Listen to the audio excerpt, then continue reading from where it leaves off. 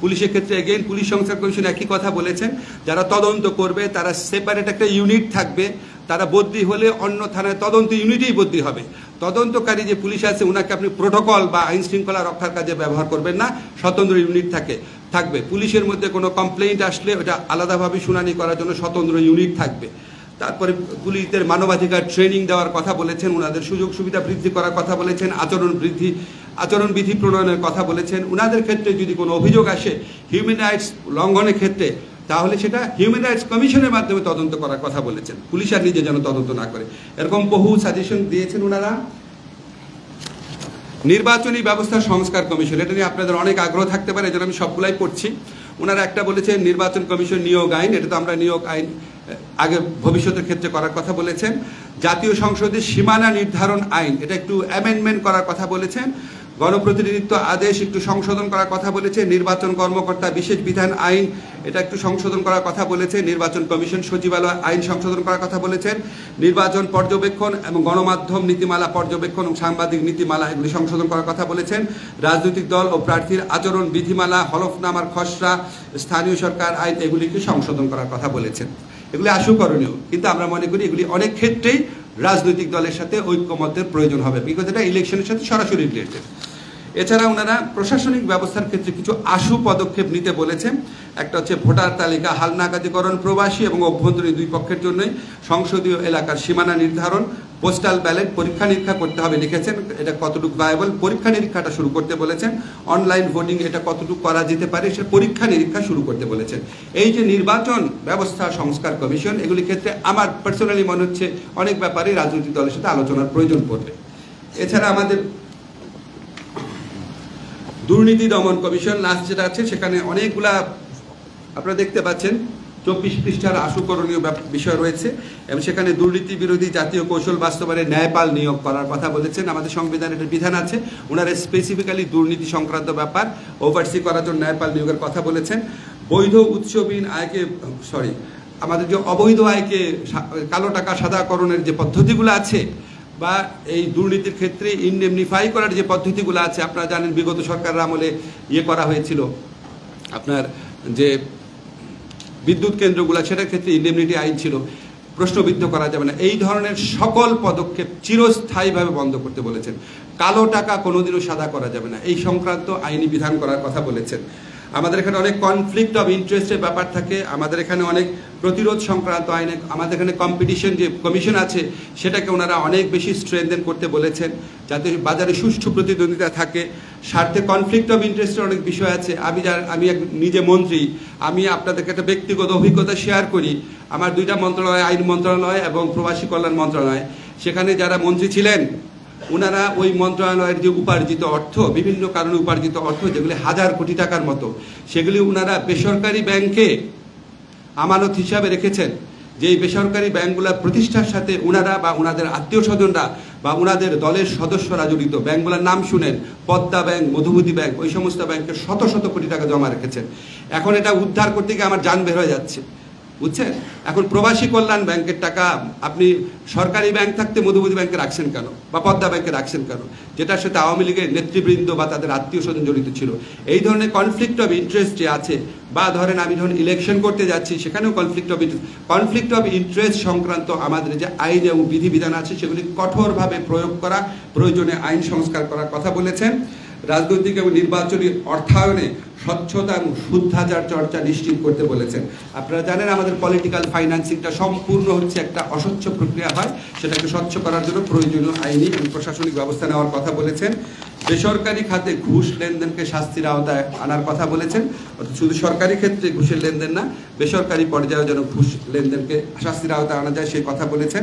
আর্থিক লেনদেনের স্বচ্ছতা নিশ্চিতে কমন রিপোর্টিং স্ট্যান্ডার্ড বাস্তবায়নে আইনগত সংস্কারের কথা বলেছেন। এছাড়া আমি আর ডিটেইল পড়লাম না, দুর্নীতি দমন কমিশনকে আরও শক্তিশালী, আরও জবাবদিহিতামূলক, আরও স্বচ্ছ করার জন্য প্রয়োজনীয় আইনগত এবং প্রশাসনিক ব্যবস্থা গ্রহণ করার কথা বলেছেন। আপনারা খেয়াল করে দেখেন 5টা কমিশন আমাদের আশুকরণীয় বলেছেন। সংবিধান সংশোধন কমিশন কোনো আশুকরণীয় কিছু বলেন নাই, কারণ ওনারা সংবিধান সংশোধন সংক্রান্ত যেই সমস্ত প্রস্তাব দিয়েছেন প্রত্যেকটা প্রস্তাব রাজনৈতিক দলের সাথে ঐক্যমতের ভিত্তিতে এটাকে গ্রহণ করা হবে কি হবে না সেই ডিসিশন নেওয়া হবে। ফলে আমরা সংবিধান সংস্কার কমিশনের পক্ষ থেকে কোনো আশু করণীয় পাই নাই। এটা completely depends on the consensus to be build with the negotiation of political parties. Political পার্টিগুলো যদি রাজি হয় সেক্ষেত্রে করা হবে। মোটামুটি আজকে এই হচ্ছে বক্তব্য। এই সংক্রান্ত বিষয়ে যদি আপনাদের কোনো প্রশ্ন থাকে প্রশ্ন করতে পারেন।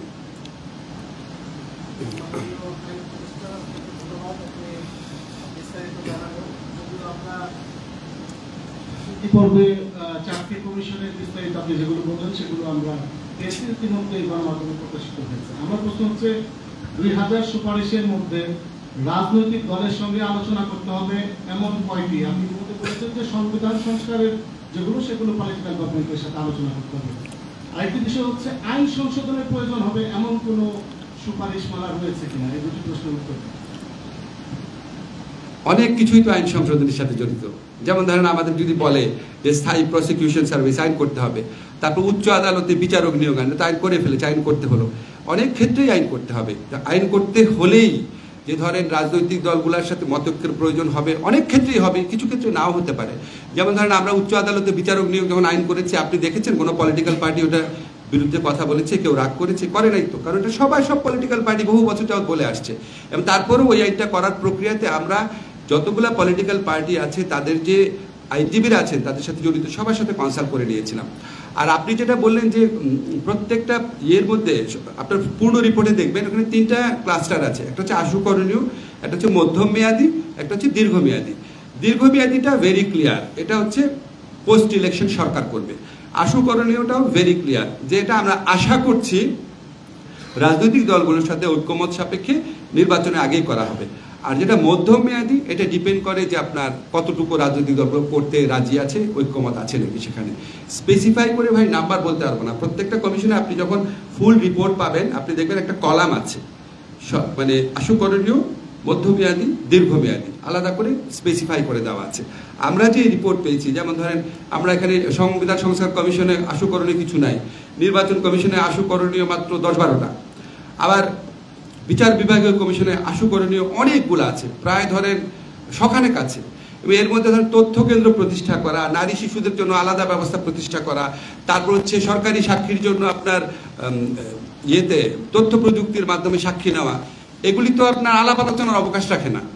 এগুলো আমরা করে ফেলবো, খুব ইমিডিয়েটলি করে ফেলবো। তারপর ধরেন আমাদের নিজস্ব কিছু আছে, যে আমাদের আপনারা জানেন ক্রিমিনাল মামলার ক্ষেত্রে অসংখ্যবার অ্যাডজর্নমেন্ট নেয়, মামলা শুনানি অ্যাডজর্নমেন্ট মানে করে টাইম নেয় না, মামলা শুনানি আপনার স্থগিত করে টাইম নেয়। সেখানে আমরা একটা লিমিট করে দিতে যাচ্ছি, যেটা তো মানুষের ভোগান্তি কমানোর জন্য। এই ক্ষেত্রে তো বাংলাদেশের প্রতিটা মানুষই একমত হবে, সেখানে তো আপনার আলোচনার কিছু নাই। ফলে এখানে আপনার আশু করণে আপনি দেখলে বুঝতে পারবেন। তারপরেও আমরা যদি আবার যখন পরীক্ষা করব সরকারের পক্ষ থেকে বা রাজনৈতিক দলগুলো যদি মনে করে কোনো ব্যাপারে না, এটাও আমাদের আলাপ আলোচনার অবকাশ রয়েছে।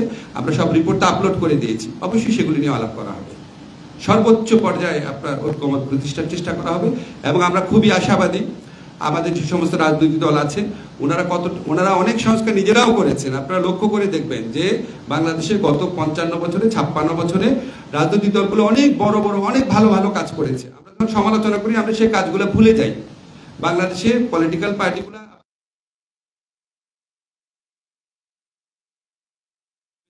পদ্ধতি থেকে পার্লামেন্টারি সরকার পদ্ধতি প্রচলন করা, ভ্যাট প্রচলন করা, পরিবেশ সংক্রান্ত আইন প্রচলন করা, প্রযুক্তি যতটা পারা যায় ইন্ট্রোডিউস করা, বহু কিছু ওনারা করেছেন। এবং আপনি দেখবেন প্রতিটা দলেরই সংস্কার ভাবনা রয়েছে। আমার মনে আছে 3 দলীয় জোটের রূপরেখা ছিল, এখানে যত প্রস্তাব আছে এটার মূল সুর ওই 3 জোটের রূপরেখার মধ্যেও ছিল। কাজে আমরা মনে করি ওনাদের মধ্যে যদি এই সংশয়টা দূর হয় যে এই সংস্কারগুলা করা হচ্ছে আমাদের ক্ষমতায় থাকা দীর্ঘায়িত করার জন্য না, তাহলে বহু কিছুই বাস্তবায়িত হবে। এবং আপনাদের মাধ্যমে আমি নিশ্চিত করে বলতে চাই, আমাদের এই সরকারের অযথা এই মানে সময় ক্ষেপণ করা সরকারের থেকে থাকার বিন্দুমাত্র ইচ্ছা নাই। আমরা অবাধ সুষ্ঠু নির্বাচন নিশ্চিত করার জন্য ফান্ডামেন্টাল রাষ্ট্র মেরামতের ফান্ডামেন্টাল শর্ত পূরণ করার জন্য রাজনৈতিক ঐক্যমতের ভিত্তিতে যেই সংস্কারগুলো অতি জরুরি সেগুলি করার সাথে সাথে নির্বাচন প্রক্রিয়ার মাধ্যমে আমরা চলে যেতে চাই। এটা আমি তানিম আজকের পত্রিকা আপনার রাজনৈতিক দলগুলোর সাথে কবে থেকে ইয়াটা শুরু করবেন? আরেকটা বিষয় হচ্ছে তারা নির্বাচনের কথা বলছে, যে দ্রুত নির্বাচন, এটা হলে নির্বাচনের বিষয়ে আপনাদের কোনো কেউ আপনার রোডম্যাপ আছে কিনা সুনির্দিষ্ট? আমরা রাজনৈতিক দলগুলোর সাথে ফেব্রুয়ারি সেকেন্ড উইকের মধ্যে আলোচনা করতে, ফেব্রুয়ারি মাঝামাঝির মধ্যে আলোচনা করতে আগ্রহী, এবং আমি আপনাদের আগেও বলেছি যদি ওনারা রাজি থাকেন রোজার মধ্যেও আলোচনা কন্টিনিউ করবে। আর রাজনৈতিক দলগুলো যে দ্রুত নির্বাচন চান সেটা আমি মনে করি এটা বলার অধিকার অবশ্যই ওনাদের আছে, এবং দ্রুত বলতে কি সেটা তো আপনার খুব স্পেসিফাই করে বলেননি।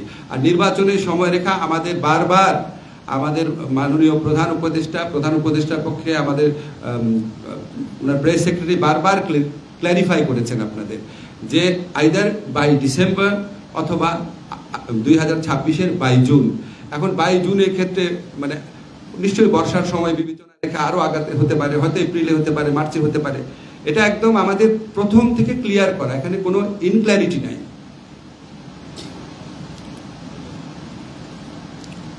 আর যদি কারো প্রশ্ন না থাকে, আপনি একবার প্রশ্ন করেছেন, আর কারো কোনো প্রশ্ন আছে? আর জি, লাস্ট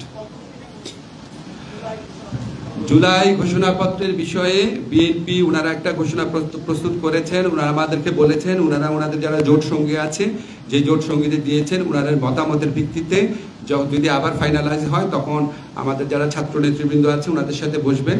তবে এই ব্যাপারে আমি বলতে চাই আমাদের যারা ছাত্র নেতৃবৃন্দ আছেন ওনারা যথেষ্ট সংযম, ধৈর্য এবং সহনশীলতার পরিচয় দিচ্ছেন। আমি আশা করব জুলাই গণঅভ্যুত্থানে যারা পক্ষরাষ্ট্ররা যারা আছেন ওনারা সবাই এই প্রক্রিয়াটা একটু বেগবান করার চেষ্টা করবে, কারণ এটা আমাদের একটা ঐক্যের দলিল, এটা কোনো মানে আইনি দলিল না, এটা রাজনৈতিক দলিল, ঐক্যের দলিল। আমাদের জুলাই গণঅভ্যুত্থানে কালে যে আমাদের যে অটুট একটা ঐক্য ছিল সেটাকে রিঅ্যাসার্ট করা, রিঅ্যাফার্ম করার দলিল, এর চেয়ে বেশি কিছু না। ঠিক আছে স্যার, আমার নাম অমিত পাল, আমি দৈনিক সমবাদ পত্রিকা যাচ্ছি। জি, আপনি তিনটা করণীয় কথা বলছেন, একটা আশু করণীয়, একটা মধ্যমেয়াদী, একটা দীর্ঘমেয়াদী। তো আশু করণীয় যেগুলো, এগুলো করণীয় করতে মানে কমপ্লিট করতে কতদিন লাগতে পারে, কোনো টাইম ফ্রেম আছে? আশুকরণে তো অলরেডি কিছু কিছু হয়েও গেছে, আপনাকে উদাহরণ দিলাম না। টোটাল যে আশু করণীয়, আশুকরণে এক জায়গায় ডেফিনিশন আছে 6 মান্থস। আমার বিবেচনায় আশুকরণীয়, আমার বিবেচনায় আমি যেটা পড়েছি ভালো করে, আশুকরণীয়র মধ্যে অন্তত 50% 1 মাসের মধ্যেই করা সম্ভব আমার বিবেচনা। আচ্ছা, আশু করণীয়টা কমপ্লিট করে গেলে কি নির্বাচন আয়োজন করা সম্ভব? না, আশুকরণীয় ক্ষেত্রে যে আপনার ইলেকশন সংক্রান্ত যেগুলো আছে আশুকরণীয়, সেটা তো অবশ্যই ঐক্যমতের উপর ডিপেন্ড করে। প্লাস সংবিধান সংশোধন কমিটির ক্ষেত্রে যে কিছু জিনিস আছে সেটা ঐক্যমতের উপর ডিপেন্ড করে। ফলে আমি আপনাকে যে টাইম ফ্রেম বললাম এটার বাইরে কোনো কিছু বলার মতো কোনো কারণ আমি দেখছি না। আচ্ছা স্যার, যদি মানে অনুমতি দেন প্লিজ আরেকজন, এনি আদার কোশ্চেন? আপনি দুইটা করেছেন যে এটা লাস্ট কোশ্চেন। হ্যাঁ হ্যাঁ, লাস্ট। ভাই, আমার নাম কাউসার আজম, আমি নয়াদিগঞ্জে আছি। আপনি ঐক্যের কথা বলেছেন, বর্তমান সরকারের 6 মাস পার হলো মাত্র, কিন্তু এই 6 মাসের মাথায় আমরা দেখতে পাচ্ছি যে পতিত স্বৈরাচারের লোকজন অলরেডি বিভিন্ন কর্মসূচি দিচ্ছে, বিভিন্ন হুমকি ধমকি দিচ্ছে। সেক্ষেত্রে রাজনৈতিক দলগুলো অনৈক্যের কারণে নাকি সরকারের দুর্বলতার কারণে? সরকারের সহনশীলতা, অবাধ মত প্রকাশের পরিবেশ এবং গণতান্ত্রিক চর্চার ক্ষেত্রে সরকারের অসীম শ্রদ্ধাবোধের কারণে এগুলি ঘটছে। Thank you.